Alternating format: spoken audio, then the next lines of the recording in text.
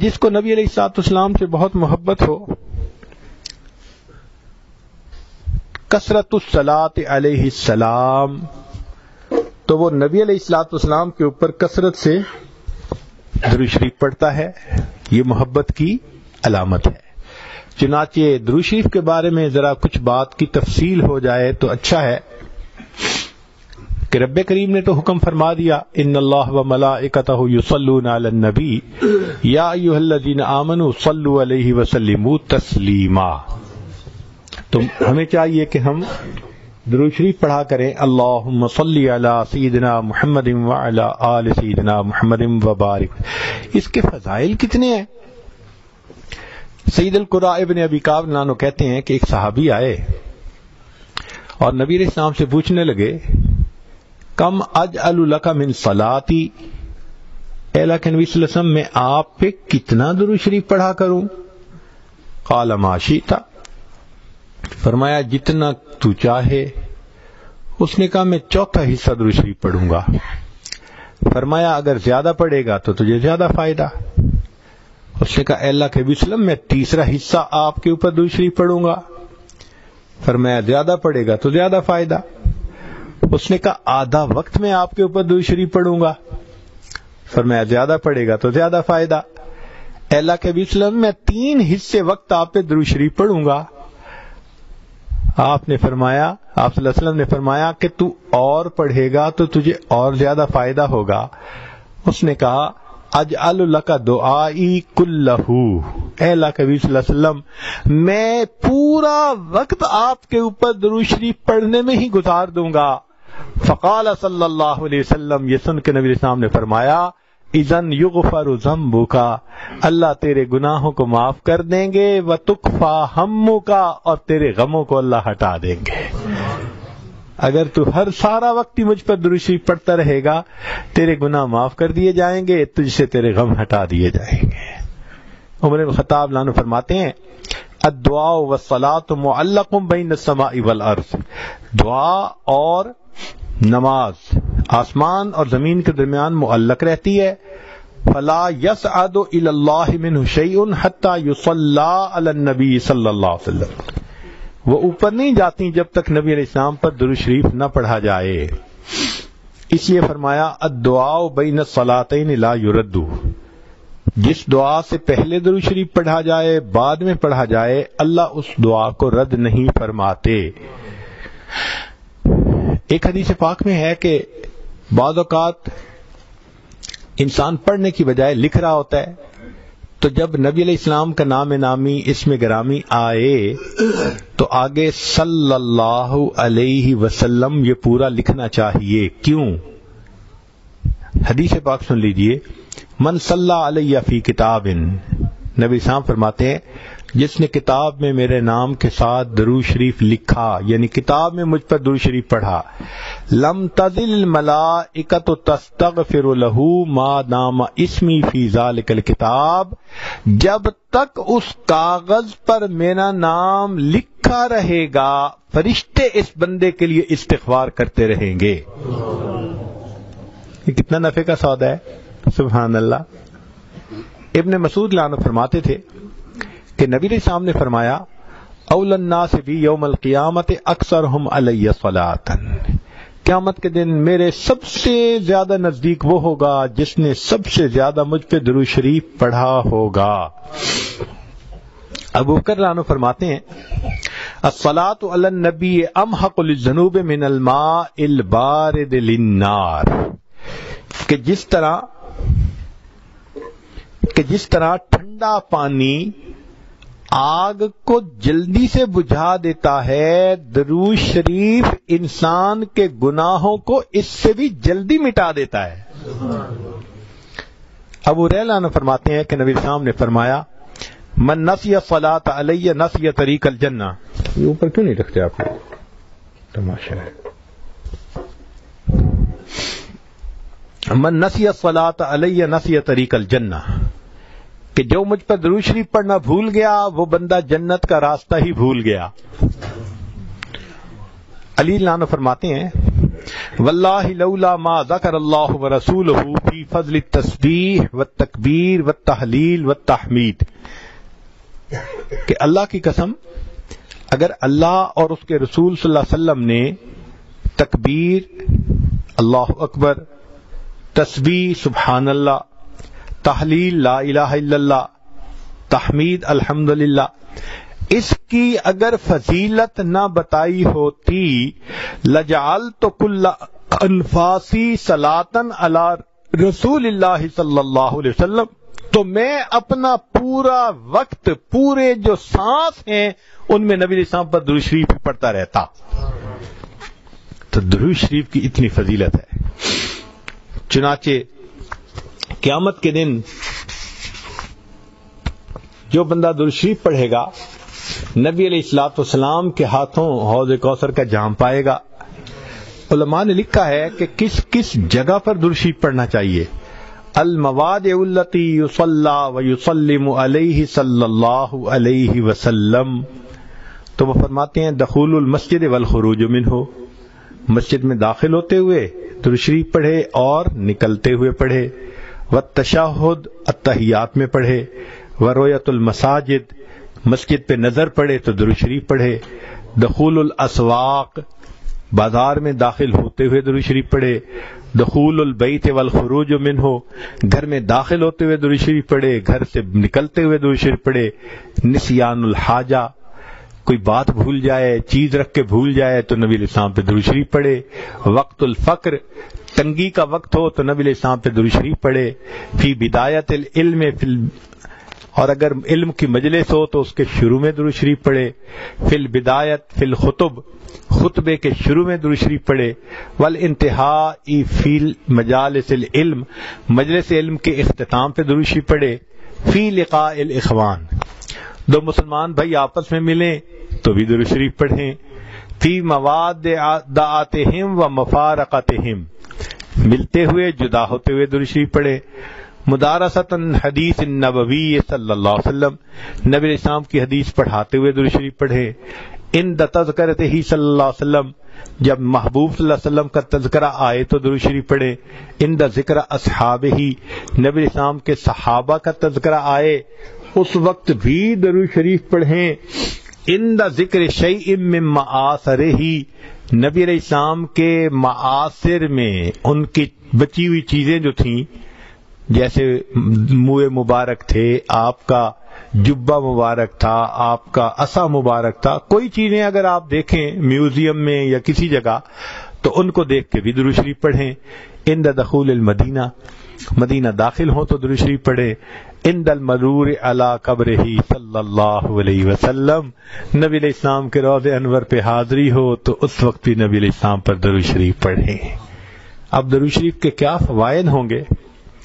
علماء نے لکھا ہے انہا سبب لہدایت المصلی وحیات قلبہ، کہ درود شریف پڑھنے والے کو اللہ تعالیٰ ہدایت دیتے ہیں، اس کے دل کو زندہ کر دیتے ہیں۔ انہا سبب لزیادت محبت رسول اللہ، کہ اس درود شریف کے پڑھنے سے نبی علیہ السلام کی محبت میں اضافہ ہوتا ہے۔ انہا سبب لزیادت محبت العبد لرسول اللہ، کہ جو درود شریف زیادہ پڑھتا ہے نبی علیہ السلام کو اس بندے سے محبت زیادہ ہو جاتی ہے۔ انہا سبب قرب العبد من ربہ یوم القیامہ، کہ اس قیامت کے دن اس بندے کو اپنے رب کا قرب ملے گا جو زیادہ درود شریف پڑھتا ہوگا۔ انہا سبب قرب العبد من رسولہ صلی اللہ علیہ وسلم، نبی علیہ السلام کا قرب ملے گا آخرت میں۔ انہا اداء لشیء من حقہ، نبی علیہ السلام کے حقوق ادا کرنے میں سے یہ بھی ہے کہ انسان درود شریف پڑھے، گویا یہ حق ادا کرنے والا شمار ہوگا۔ انہا سبب مغفرت الذنوب، یہ درود شریف مغفرت ذنوب کا ذریعہ بنتا ہے۔ انہا سبب کفایت اللہ عبدہ ما اہمہ، جو درود شریف کثرت سے پڑھتا ہے اللہ اس کے غموں کو ہٹا دیتا ہے، اس کے لیے کافی ہو جاتا ہے۔ انہا سبب اجابت الدعاء، اس سے انسان کی دعائیں قبول ہو جاتی ہیں۔ انہا سبب نیل شفاعتہ صلی اللہ علیہ وسلم، جو درود شریف کثرت سے پڑھتا ہے اس کو نبی علیہ السلام کی شفاعت نصیب ہوگی۔ انہا سبب زکات و طہارت للمصلی، درود شریف پڑھنے والے کا دل ستھرا ہوتا ہے، پاک ہوتا ہے، درود شریف کے پڑھنے سے صاف ہو جاتا ہے۔ انہا تطیب للمجالس، یہ مجالس کی پاکیزگی کا ذریعہ ہے جن میں درود شریف پڑھا جائے۔ انہا تنفی عند العبد صفت البخل، نبی علیہ السلام نے فرمایا جو درود شریف پڑھنے والا ہو وہ کنجوس نہیں ہوتا، وہ بخیل نہیں ہوتا۔ انہا سبب فی اللہ تکون المجالس حسرتا و ندامتا علی اصحابہا یوم القیامہ، تو درود شریف کا کثرت سے پڑھنا تو یہ مجلس والوں کے لیے قیامت کے دن حسرت کا باعث نہیں بنے گی۔ انہا سبب لرد النبی صلی اللہ علیہ وسلم الصلاۃ والسلام علی من یصلی و یسلم علیہ، جو نبی علیہ السلام پر درود بھیجتا ہے اس بندے پر اللہ تعالیٰ 10 رحمتیں نازل فرماتے ہیں۔ تو اس نے نبی علیہ السلام پر درود شریف پڑھا اور اس کے بدلے اللہ نے اس پر رحمتیں فرمائیں۔ انہا سبب لنشر الثناء الحسن عن العبد فی الملأ الاعلی، تو پھر جو درود شریف زیادہ پڑھتا ہے تو اللہ تعالیٰ فرشتوں کی جماعت میں اس بندے کی تعریف فرماتے ہیں۔ انہا سبب للبرکت فی ذات المصلی و عملہ و عمرہ و مصالحہ، کہ جو بندہ درود شریف پڑھتا ہے اللہ اس کی عمر میں، اس کے رزق میں، اس کے مصالح اور کاموں میں برکت عطا فرما دیتے ہیں۔ پھر انہا سبب لتثبیت قدم العبد علی الصراط والزواج علیہ، درود شریف کا کثرت سے پڑھنا پل صراط کے اوپر سے آسانی سے گزرنے کا ذریعہ بن جاتا ہے۔ اور پھر ایک آخری last but not the least,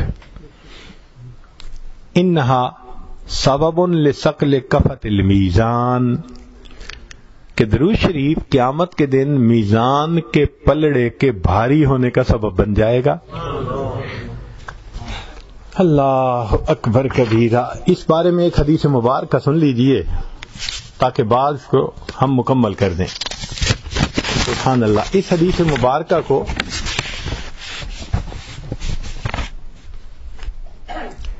ابن ابی دنیا نے اور نمیری نے فی کتاب الاعلام اس میں نقل فرمایا ہے۔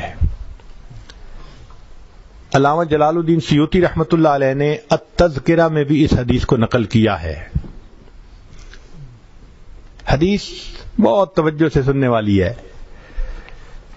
فرماتے ہیں کہ نبی علیہ السلام نے فرمایا ان لآدم علیہ السلام من اللہ عز وجل موقفا فی فسح من العرش علیہ ثوبان اخضران، کہ قیامت کے دن نبی علیہ السلام کے قیامت کے دن آدم علیہ السلام کو اللہ تعالیٰ عرش کے سامنے ایک جگہ عطا فرمائیں گے، علیہ ثوبان اخضران، ان کے اوپر 2 سبز کپڑے ہوں گے، یعنی جیسے نیلے کپڑے کی یونیفارم ہوتی ہے تو اس دن آدم علیہ السلام نے 2 سبز کپڑے اوڑے ہوئے ہوں گے۔ کأنہ نخلۃ صحوق، لمبا قد ہوگا آدم علیہ السلام کا جیسے کھجور کا درخت اونچا ہوتا ہے۔ اتنا لمبا قد کیوں ہوگا؟ ینظر الی من ینطلق بہ من والدہ الی الجنہ، کہ جب مجمع زیادہ ہو نا تو اندر کیا ہو رہا ہے پتہ نہیں چلتا، تو اللہ تعالیٰ آدم علیہ السلام کو اونچا قد دے دیں گے۔ وہ قیامت کے دن سارے انسانوں کے اعمال کیسے تل رہے ہیں اس کو بھی دیکھیں گے، اور پھر جس کو جنت لے جائیں گے یا جس کو جہنم لے جائیں گے اس کو بھی وہ بیٹھے دیکھ رہے ہوں گے۔ فبینما آدم علی ذالک، آدم علیہ السلام اس حال میں ہوں گے، اذ نظر الی رجل من امت محمد صلی اللہ علیہ وسلم، کہ وہ امت محمد صلی اللہ علیہ وسلم کے ایک بندے کو دیکھیں گے، ینطلق بہ الی النار، کہ اس کو آگ کی طرف فرشتے کھینچ کے جہنم کی طرف لے جا رہے ہوں گے۔ فینادی آدم علیہ السلام یا احمد یا احمد، آدم علیہ السلام پکاریں گے اے احمد صلی اللہ علیہ وسلم، اے احمد، تو احمد نبی علیہ الصلوۃ والسلام کا نام نامی اس میں گرامی ہے۔ فیقول علیہ الصلوۃ والسلام، جب نبی علیہ السلام اپنا نام سنیں گے تو فوراً کہیں گے لبیک یا ابا البشر، اے بشر کے باپ لبیک میں حاضر ہوں. فیقول آدم علیہ السلام کہیں گے ھذا رجل من امتی کا، یہ آپ کی امت کا ایک بندہ ہے، ينطلق به الى النار، جس کو فرشتے کھینچ کے جہنم کی طرف لے جا رہے ہیں. قال صلی اللہ علیہ وسلم، نبی علیہ السلام فرماتے ہیں فاشد المئزرہ، میں اپنی تہبند کو کس کے باندھ لوں گا. عربوں میں یہ ایک مقولہ تھا کہ جب کسی بڑے اہم کام کے لیے قدم اٹھانا ہوتا تھا نا، کہتے تھے میاں تہبند کس کے باندھ لو. مقصد یہ تھا کہ ہمت کے ساتھ، ارادے کے ساتھ قدم اٹھاؤ. تو نبی علیہ السلام فرماتے ہیں کہ میں اپنی چادر کو کس کے باندھ لوں گا. وَأَسْرَعُ فِي أَثَرِ الْمَلَائِكَةِ، اور میں ملائکہ کے پیچھے ذرا تیزی سے چلوں گا. فَأَقُولُ، اور میں کہوں گا یا رسول ربی قفوا، اے میرے رب کے نمائندو رک جاؤ. فَيَقُولُونَ، وہ فرشتے آگے سے کہیں گے نحن الغلاظ الشداد الذین لا نعصی اللہ تعالی ما امرنا ونفعل ما نؤمر، ہم تو غلاظ اور شداد ہیں، ہم تو وہ کرتے ہیں جو اللہ کا ہمیں حکم ہوتا ہے، ہم اللہ کی نافرمانی نہیں کر سکتے. اور وہ فرشتے چلتے رہیں گے. فَإِذَا آئِسَ النَّبِيُّ صلی اللہ علیہ وسلم، جب نبی علیہ السلام دیکھیں گے کہ یہ تو رک نہیں رہے، دل ٹوٹے گا، مایوسی ہوگی، تو نبی علیہ السلام فرماتے ہیں قابض علی لحیتہ بیدہ الیسری، پھر میں اپنی داڑھی کو اپنے بائیں ہاتھ سے پکڑ لوں گا. یعنی عربوں میں یہ ایک دستور تھا کہ جب کسی کے سامنے عاجزی کرنی ہوتی تھی نا، منانا ہوتا تھا، فریاد کرنی ہوتی تھی، لجاجت کرنی ہوتی تھی، تو وہ اس کے سامنے اپنی داڑھی پہ یوں ہاتھ رکھ کے نا اس کی طرف ایسے بڑی رحم والی نظروں سے دیکھتے تھے کہ پلیز آپ ہمارے اوپر ترس کھا لیجئے. تو نبی علیہ السلام فرماتے ہیں کہ جب فرشتے میری بات پہ نہیں رکیں گے تو میں اپنے بائیں ہاتھ کو اپنی داڑھی پہ رکھوں گا. وَاسْتَقْبَلَ الْعَرْشَ بِوَجْهِهِ، اور نبی علیہ السلام اپنے مبارک چہرے سے عرش کی طرف دیکھیں گے. فَيَقُولُ، اور نبی علیہ السلام فرمائیں گے یا رب قد وعدتنی اللہ تخزینی فی امتی، اللہ آپ نے میرے ساتھ وعدہ نہیں کیا تھا کہ امت کے معاملے میں میری رسوا نہیں فرمائیں گے.